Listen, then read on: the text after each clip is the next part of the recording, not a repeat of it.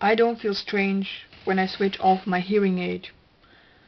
I feel less distracted by any sound and can edit my poems in silence without always to have to turn around.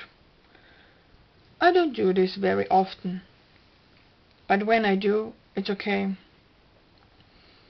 Sometimes this can be quite useful, like it is today.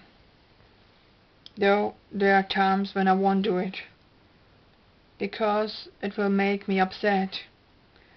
Sometimes I want to hear those sounds, so I can remember them in case I forget.